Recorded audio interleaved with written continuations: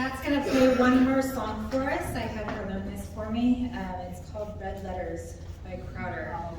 And this song is very special to me because I have experienced firsthand the life-changing power of the red letters in the Bible. So as we're worshiping and singing this song together, just let the lyrics soak into your spirit, because we'll get to a part of my testimony where I talk about when the red letters saved me. So.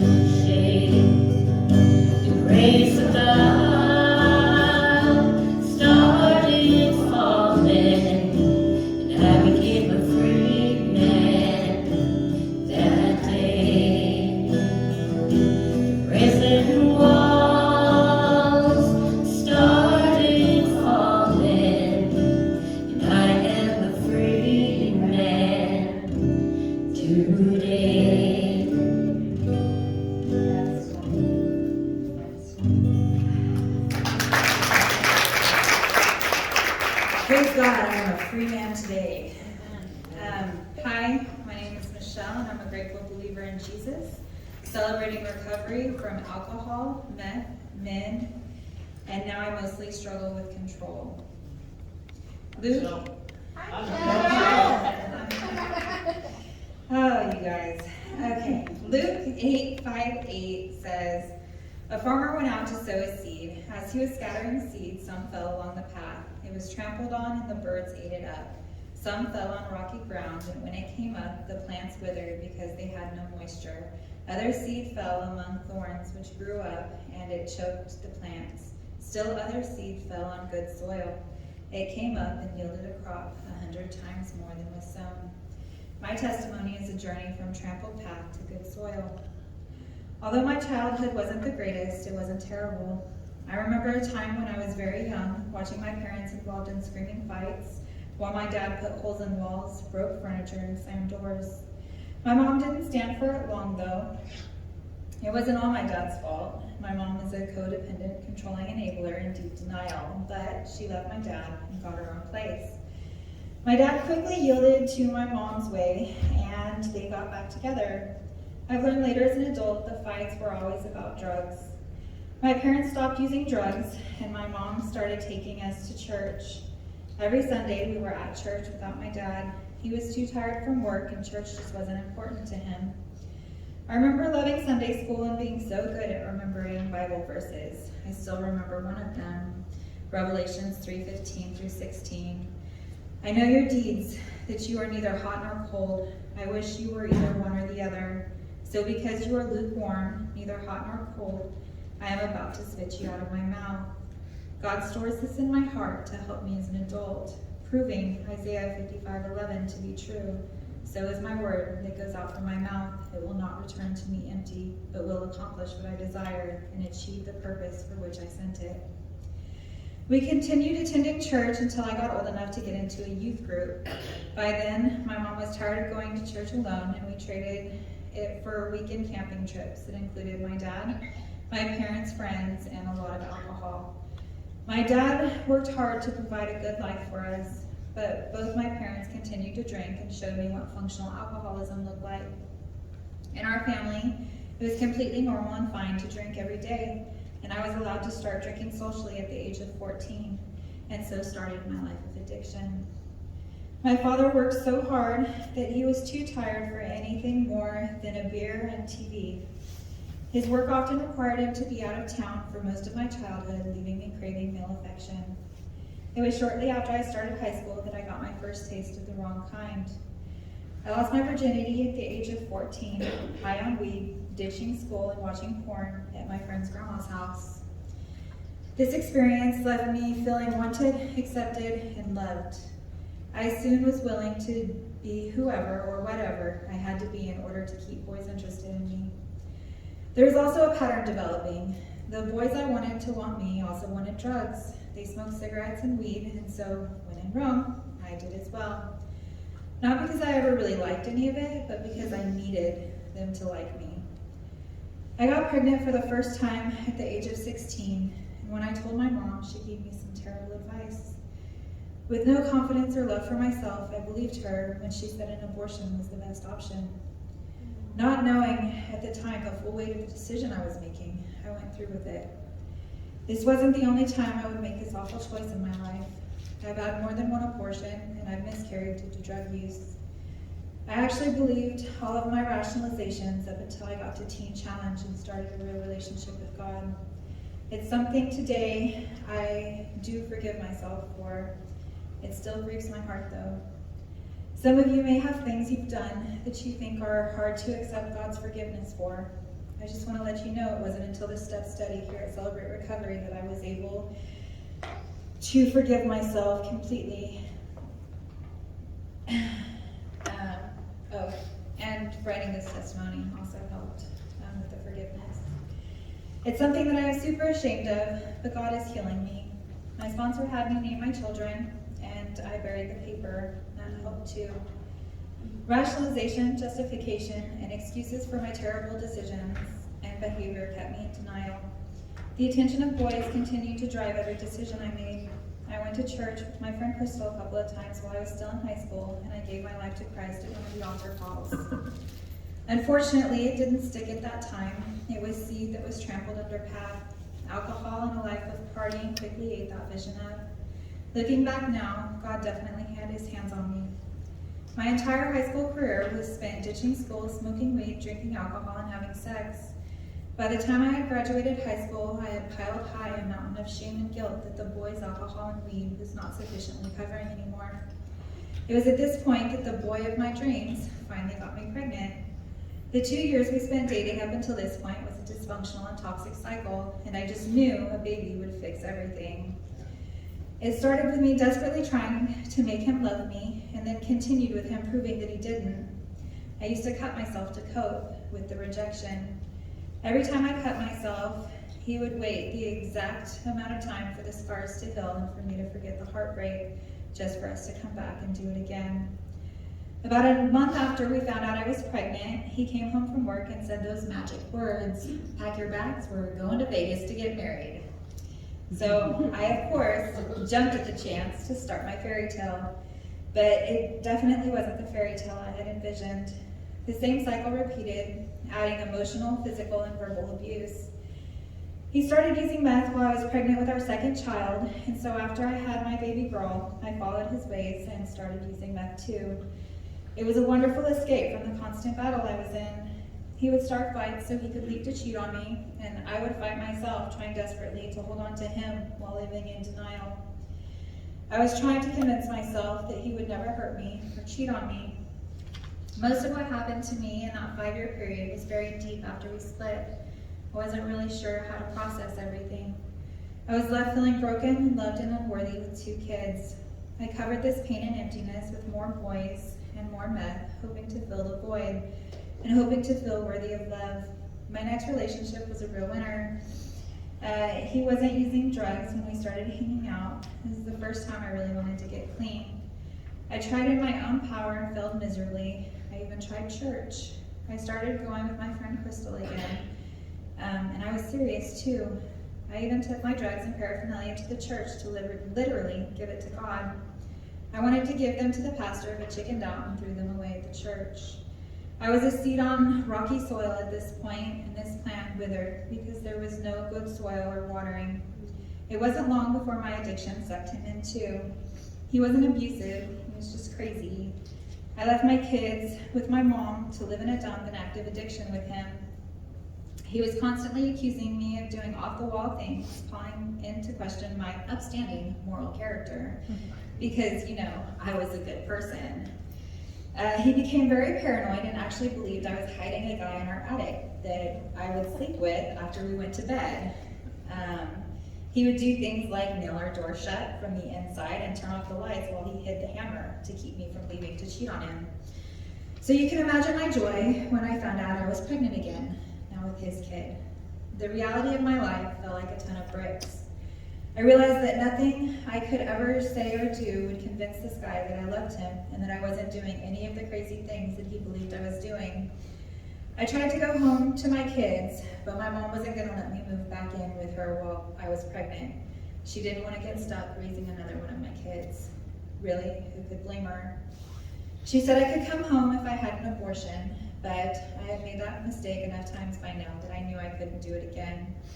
At this time, my best friend's brother and his wife were trying to get pregnant, and they couldn't, so I decided to do what I believed was a good thing, and I gave my baby to them. This is another time I tried desperately to quit using meth, with no luck. I finally met a man after this, the man who would eventually become my husband, and not until years later, and this is a whole other testimony we'll give together at a later time. I will only say this for now. I found something I never had before with Stephen. I didn't have to become someone else to get him to like me. We talked about God, we read our Bible, and we smoked a lot of meth together. Still though, God was working on me. I wasn't in good soil yet. Weeds were growing around me and were choking me out. Stephen had gotten into some trouble and went to prison, and I went out searching for the next boy to fill my Jesus-shaped hole. I found one fast and quickly changed everything about myself to get him to want me. I went to church on Easter and Christmas and periodically with my mom, and I kept my dusty Bible on my nightstand, always in reach but never put to use. I was with this new guy on and off for about 2 years when God finally woke me up. And it happened to me suddenly, sort of like what happened to Saul in Acts 9:18. Immediately, something like scales fell from my eyes and I could see again.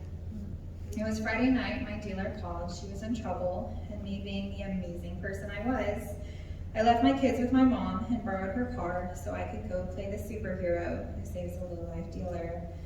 I ended up spending all weekend awake and spun out, and this may surprise you, but I didn't save or help anybody. I was no hero. I helped her deal drugs and stayed high the whole time. Monday morning arrived fast that weekend, and now it was suddenly an hour before my kids needed to be up for school. I knew I had to get home with my mom's car to get them to school on time. Not even an hour had passed when my dealer called, panicked, wanting me to come back and help her more. I had just gotten my kids off to school and was all tucked in, ready to nap. She wanted me to drop everything and come back to her to do what we didn't accomplish over the weekend. I had to tell her no, and in the phone call, this was really hard for me because I'm a people pleaser. I was the nicest, most honest, and reliable tweaker you would have ever met. To make myself feel better, I picked up that dusty Bible on my nightstand and opened it to my favorite book, Luke. I started reading at chapter 6, verse 20 in the Beatitudes, where the red letters start. Blessed are you who are poor. Well, I live at my mom's house without a job. Doesn't get much poorer than that. Blessed are you who hunger now. I hadn't eaten or slept since Thursday. Blessed are you who weep now. Well, my life does make me cry a little. Blessed are you when people hate you. I had plenty of people in my life that hated me and used me for their own advantages. As I read on all the way to verse 42, it's just one big attaboy. I'm so awesome and God loves me. And then I'm reading about brothers and specks and planks and eyes, and I bet you know where this is going. It might have been the fact that I hadn't slept since Thursday, but the hand of God came out of that Bible and slapped me awake when I read the words, "You hypocrite." My heart literally dropped to my stomach and I lost my breath. God spoke so clearly to me. Remove the plank from your own eye, Michelle, but using meth and leaving your kids behind while you call yourself a good person. The reality of who I really was became very painfully clear. Then I get to 46. Why do you call me Lord, Lord, and do not do what I say? Yikes. The chapter ends with Jesus telling me to build my foundation on him. So I cried out to Jesus and asked him to save me. I asked God what to do, and he told me to go tell on myself. No, God, I don't want to do that. That sounds like a terrible idea.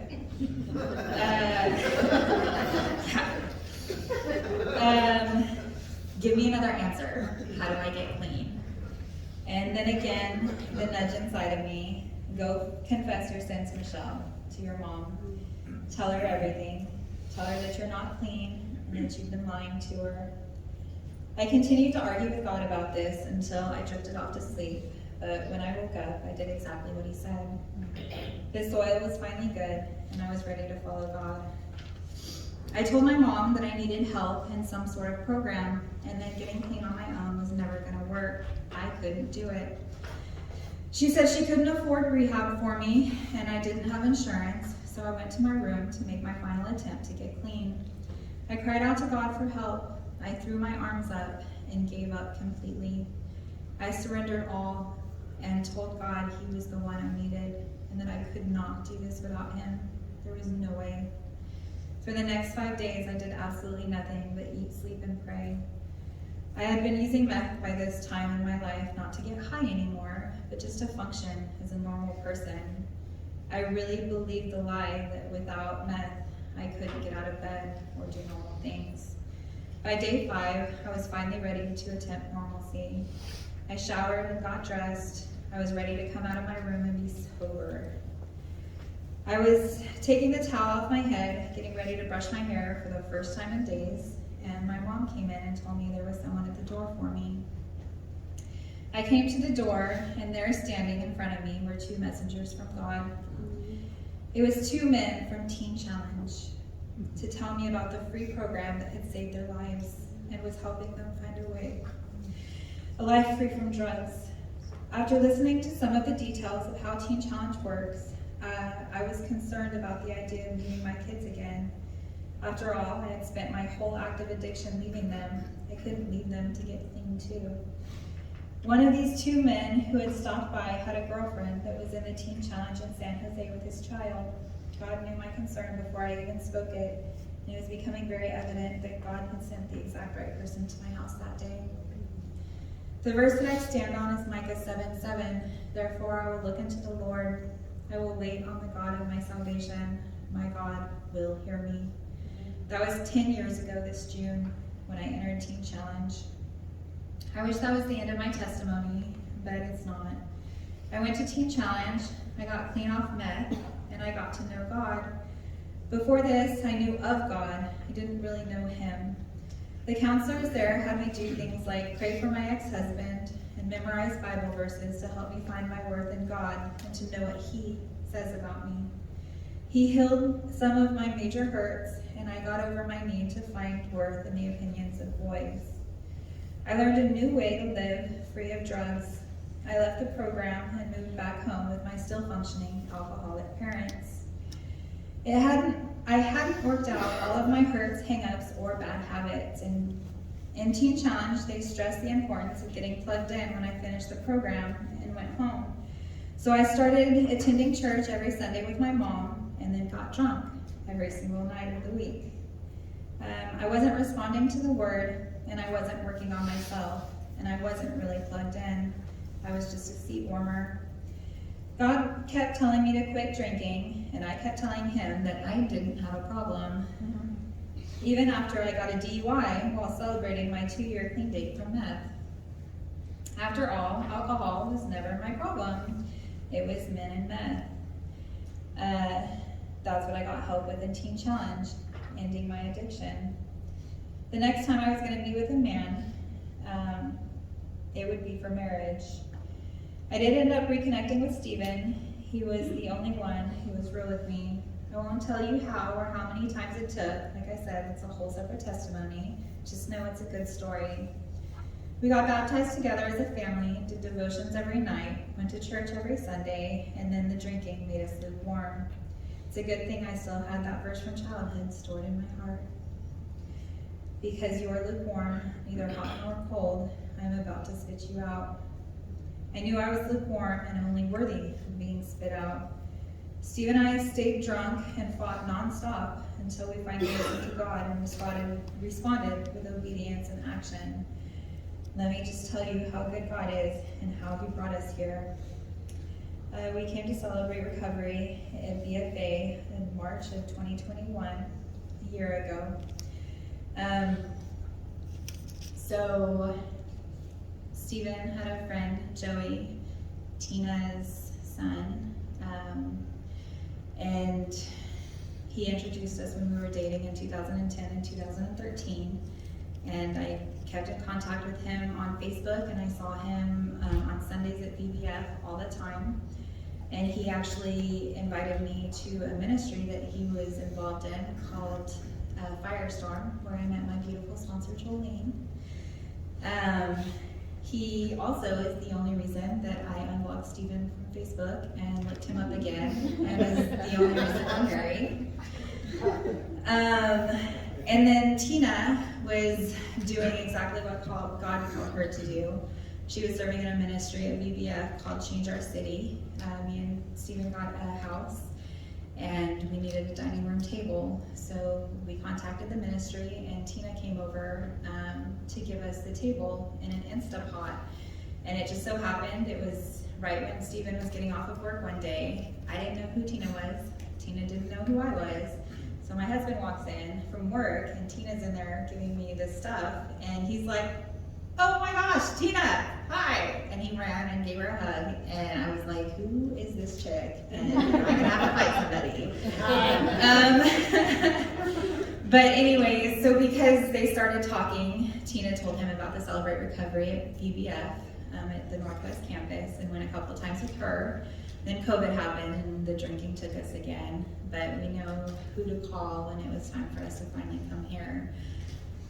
So we called her. She said she was coming to CR at BFA, and we came to our first meeting where I met Jet, my beautiful friend, who, without her being so open and transparent and so relatable, I kept coming, and I stayed, and I thought, this might be somewhere I could really heal. And And because of that, I was here long enough to complete a step study, and God is so good. When I was in Teen Challenge, I got a vision from a girl who was coming at chapel to pray with us, and she told me that she saw me sitting on the ground with a whole bunch of bowls in front of me, and they were all full, and I'm sitting there in front of these bowls, and I just didn't know what to do with them. And she asked me at the time if I knew what that meant, and of course I didn't. It was that. So anyways, here at CR, Scott was sharing in one of his testimonies, or one of his lessons, about the vision God gave him about where I could take my bowls. And God told me I was exactly where I needed to be and doing exactly what he called me to do. Our lives have gotten so much better since we started coming here. I've completed a step study, and it made me realize I had a lot more issues than just my husband's alcohol problem. Because after all, I was still believing the lie that I don't have a problem.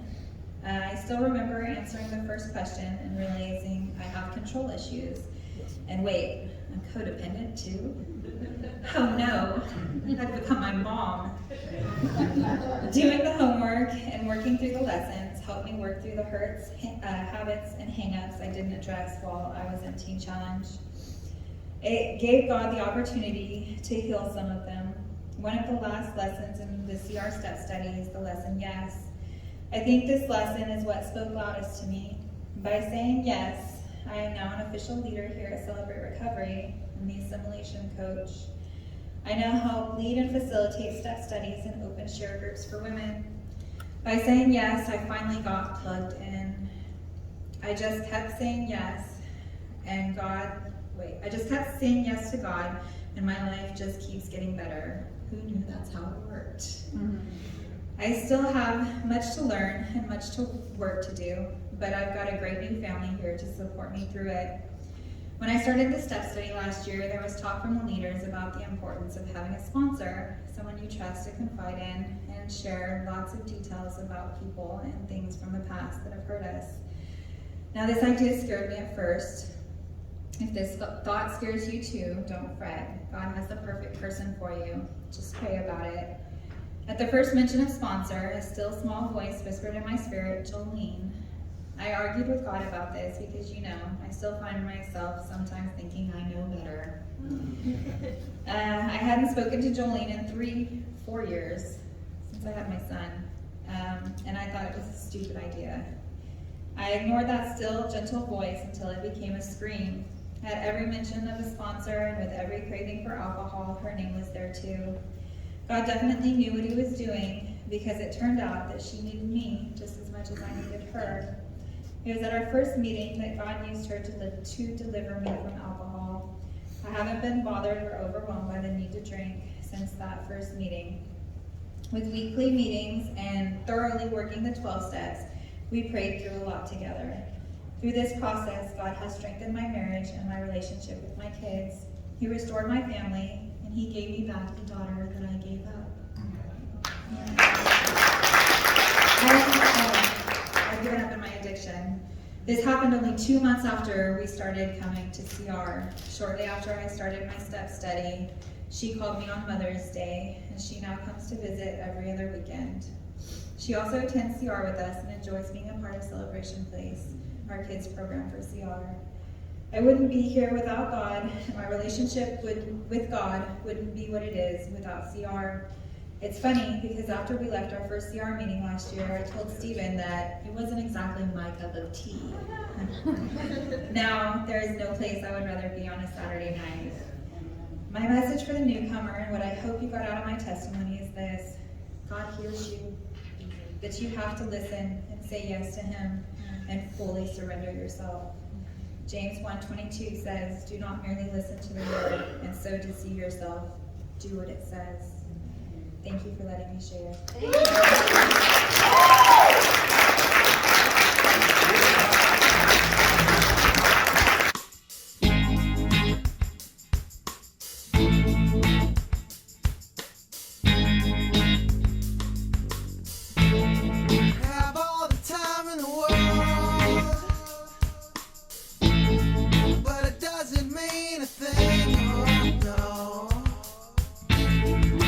keep it going on.